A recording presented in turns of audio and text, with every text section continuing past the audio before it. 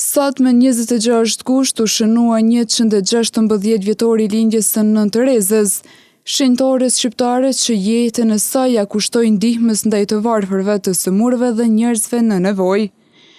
E lindur më 26 gusht të vitit 1910 në Shkup, me emrin Gonxhe Bojaxhiu, Nën Tereza që në moshë të re zgjodhi rrugën e përkushtimit fetar dhe humanitar.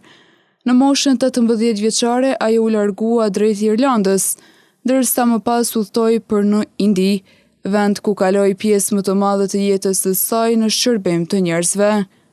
Për nder të kësaj dite, ekipi i televizionit Syri ka vizituar kullën në fshatin Novosel e Epërme, vendin ku Nën Tereza kishte qëndruar.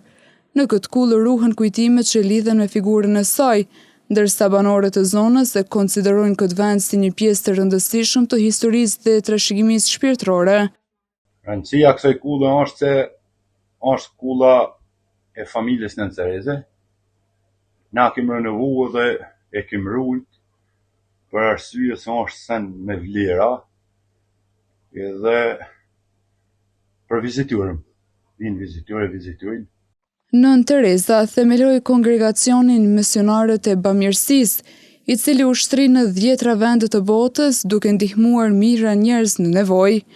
Figura e saj sot mbetet një nga emblemat më të njohura shqiptare në botë, ndërsa mesazhet dhe vepra e saj humanitare vazhdojnë të kujtohen si simbol i paqes, përkushtimit dhe dashurisë ndaj njeriut.